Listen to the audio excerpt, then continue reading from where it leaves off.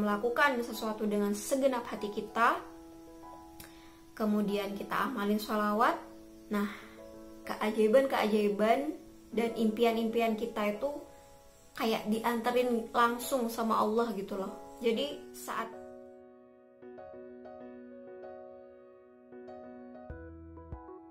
Assalamualaikum warahmatullahi wabarakatuh. Halo semuanya, jumpa lagi di The Enda Sutari. Di video kali ini aku ingin share tentang sebuah cara pandang yang bisa mengubah hidup kita. Dan cara pandang yang aku maksud di sini itu sifatnya subjektif. Ini tuh bisa dibilang opini aku sendiri, tapi ini sebuah cara pandang yang aku temukan setelah membaca buku, kemudian melihat video-video orang lain, dan juga yang lebih penting adalah melihat orang-orang di sekitar aku sendiri. Dan juga cara pandang ini adalah yang aku rasain sendiri gitu, bahwa dengan cara pandang seperti ini itu benar-benar bisa mengubah hidup aku. Dengan menerapkan cara pandang ini dalam hidup, entah kenapa aku ngerasain sendiri bahwa hidup itu jauh lebih enak, lebih enteng, lebih mudah, dan apapun yang kita inginkan, tahu-tahu itu udah terwujud gitu, tahu-tahu udah datang dengan sendirinya gitu, bahkan jauh lebih dari apa yang kita pikirkan. Cara pandang yang dimaksud di sini itu adalah, entah ya ini disebut cara pandang atau apa, tapi aku nyebutnya cara pandang aja, yaitu melakukan sesuatu apapun itu dengan setulus hati, dengan hati, with your heart gitu, dengan segenap hati kita. Mungkin kita udah biasa mendengar kalimat berikhtiarlah dengan sungguh-sungguh, atau juga bekerja keraslah, atau mungkin sekarang bekerja cerdaslah gitu. Tapi kita jarang mendengar kata-kata berikhtiarlah dengan segenap hati. Jadi beberapa hari terakhir ini aku ngerasa bahwa poin penting itulah yang udah aku lewatkan gitu dalam hidup aku, sehingga saat aku berusaha dengan sungguh-sungguh, kadang ada di mana kita tuh ngerasa kayak yang capek, kemudian merasa bahwa tertekan, mengeluh. Melakukan sesuatu dengan segenap hati itu artinya kita melakukan dengan sungguh-sungguh dan juga memberikan versi terbaik dalam diri kita yang bisa kita lakukan. Dari pengalaman aku sendiri sebagai seorang guru yang statusnya guru honorer, sudah jadi rahasia umum juga bahwa guru honorer di Indonesia itu gajinya jauh di bawah UMR. Nah, saat itu aku juga pernah ngerasa gagal juga. Kenapa? Karena aku backgroundnya fisika yang seharusnya ngajar di SMA atau di SMP minimal. Nah, saat itu malah Allah tempatkan aku di SD atau di lebih tepatnya di MI gitu, di Madrasah Ibtidaiyah. Itu artinya kayak nggak linear gitu.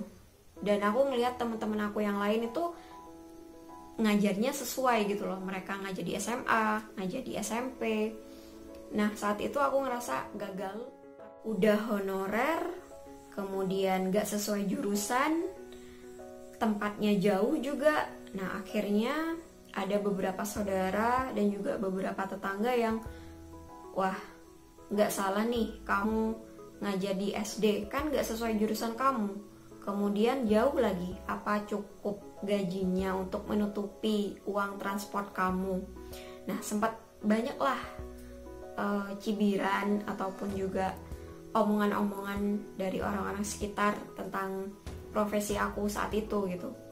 Bahkan saat ini juga sih.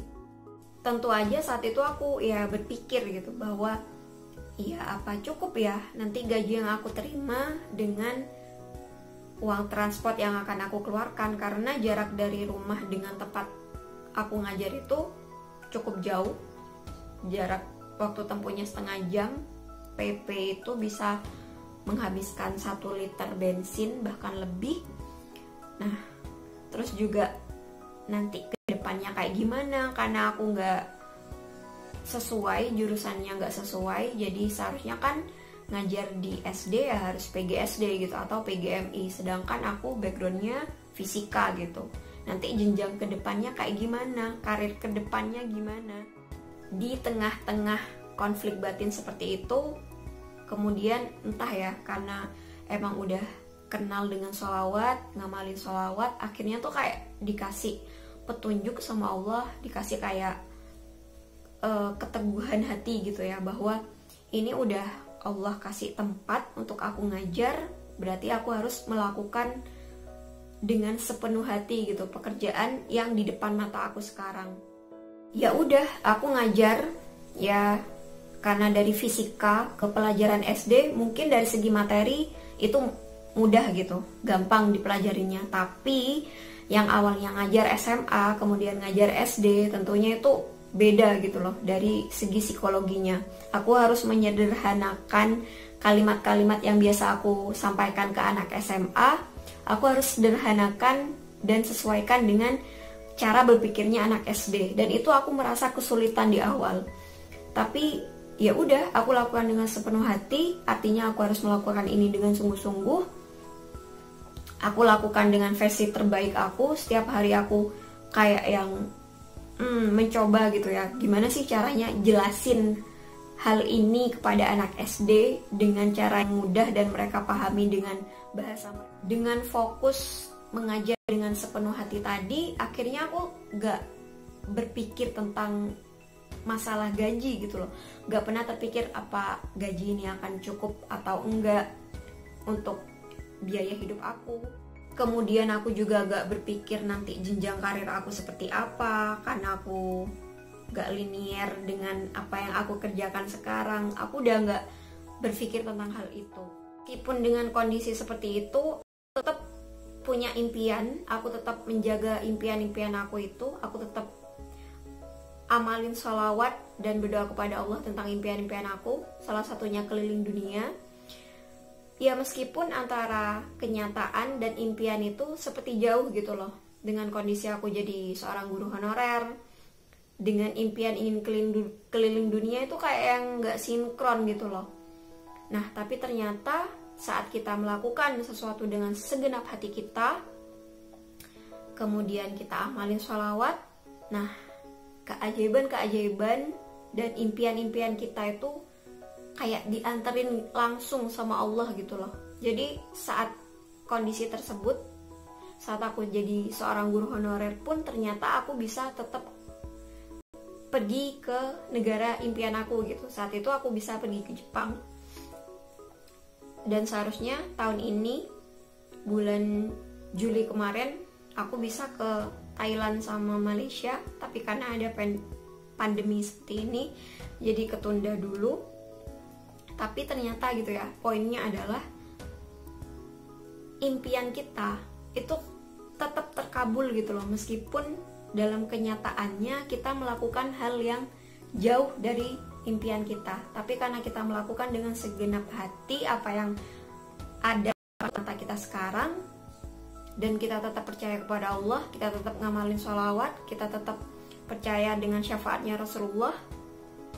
Nah, impian kayak apapun itu bisa terkabul gitu loh. Bahkan bukan hanya tentang impian aku yang keliling dunia itu tadi, tapi juga dari segi materi, ternyata Allah kasih pintu rezeki lain. Aku jadi seorang konten kreator dan bikin konten yang cukup bermanfaat, sehingga aku bisa dapat penghasilan tambahan tanpa mengganggu aktivitas aku sebagai seorang guru gitu. Jadi kayak yang dikasih lebih dari apa yang kita inginkan. Sama juga kaitannya dengan saat aku bikin YouTube. Mungkin awal-awal saat aku pingin bikin YouTube itu emang ada ingin penghasilan tambahan gitu ya. Tapi semakin kesini aku ngerasa bikin konten itu sesuatu hal yang menyenangkan, sesuatu hal yang bisa aku lakukan dari hati aku. Nah saat itu udah aku terapkan, udah masalah ada yang nonton atau enggak itu udah gak jadi pikiran gitu loh. Mau subscribernya nambah atau enggak itu udah gak jadi prioritas gitu loh. Nah, saat kita udah melakukan dengan segenap hati kita, ya ternyata ya pasti ada yang karena melakukannya dari hati, ya akhirnya ya udah gak mikirin tentang berapa penontonnya, berapa subscribernya, dan itu juga bisa bikin aku gak tertarik gitu untuk mengikuti orang-orang bikin video kayak prank ataupun challenge yang ya kalau gak ada manfaatnya buat apa. Lalu gimana kak caranya agar kita melakukan sesuatu dengan segenap hati kita, sedangkan apa yang di depan mata kita sekarang itu gak sesuai dengan hati kita gitu. Contohnya kayak gini, misalnya teman-teman pingin kuliah di Universitas A, misalnya di PTN. Nah, sedangkan sama Allah ternyata kita ditakdirkan untuk kuliah di PTS, di swasta gitu. Kan itu seperti kayak yang, ini kan gak sesuai dengan impian aku gitu, gak sreg di hati aku. Gimana caranya aku bisa melakukan dengan segenap hati? Nah, cara yang bisa kita lakukan pertama kali adalah menerima. Ya, yang harus kita lakukan adalah menerima. Menerima bahwa hal yang kita dapatkan sekarang itu adalah salah satu fase yang Allah berikan kepada kita, itu fase dalam hidup yang harus kita lalui. Jadi jangan menganggap itu adalah sebuah game over sehingga membuat kita kayak yang merasa jadi orang yang paling gagal di dunia. Tapi sebaliknya gitu, kita harus menerima hal tersebut sebagai salah satu fase dalam hidup kita.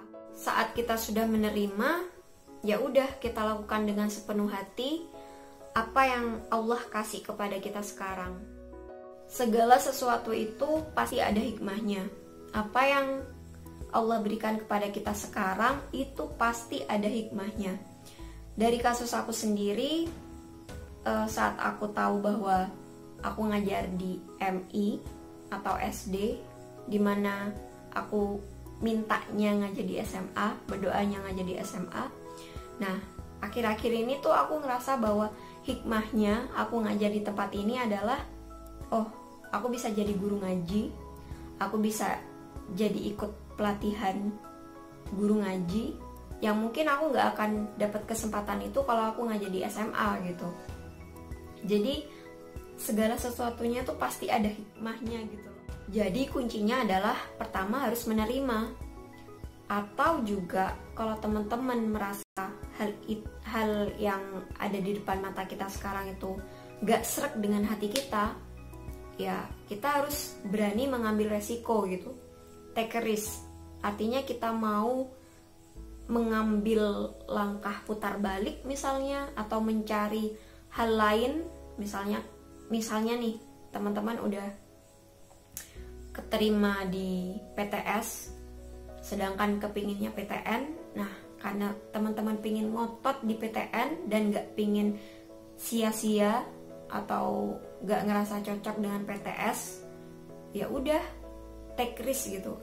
Artinya berani gap year misalnya. Saat kita take risk, saat kita mau ngambil resiko, ya kita harus berani bertanggung jawab dengan pilihan yang kita udah buat. Dan ya balik lagi kuncinya, tetap melakukan dengan segenap hati resiko yang udah kita ambil gitu loh. Jadi tetap aja jatuhnya ujung-ujungnya harus melakukan sesuatu dengan segenap hati. Karena aku melihat sendiri orang-orang di sekitar aku yang melakukan pekerjaannya dengan segenap hatinya, dengan sungguh-sungguh, kemudian juga dengan memberikan versi terbaik yang dia bisa lakukan. Nah, itu tuh mereka tuh perlahan-lahan bisa meraih kesuksesan gitu loh. Perlahan-lahan impian mereka tercapai, kemudian goals mereka, entah itu berkaitan dengan materi misalnya, itu mulai kayak yang ada titik terang gitu loh. Jadi saat orang melakukan sesuatu dengan segenap hatinya, apalagi ditambah dengan booster yaitu amalan sholawat, Nah, kita berdoa dengan wasilah perantara kita baca sholawat. Nah, itu tuh udah terbukti gitu loh. Orang-orang di sekitar aku yang melakukan hal tersebut itu impiannya tercapai gitu loh. Apa yang dihajatkannya itu terkabul. Nah, itu tadi share yang bisa aku sampaikan kali ini, sebuah cara pandang yang sifatnya subjektif, atau bisa dibilang ini opini pribadi aku. Tapi entah kenapa cara pandang ini, melakukan dengan segenap hati ini, itu tuh udah terbukti di orang-orang di sekitar aku gitu. Karena aku melihat sendiri, dan juga bukan hanya orang-orang sekitar aku, tapi juga aku ngerasain pada diri aku sendiri. Oke, cukup sekian video kali ini, semoga bermanfaat buat teman-teman yang pingin belajar tentang melakukan hal dengan segenap hati. Mungkin teman-teman bisa baca buku ini, buku Kuantum Ikhlas. Nah, aku juga sudah pernah ngebahas tentang buku ini di video aku yang sebelumnya. Nah, karena ikhlas di sini itu salah satunya adalah ya itu tadi, melakukan sesuatu dengan sepenuh hati kita.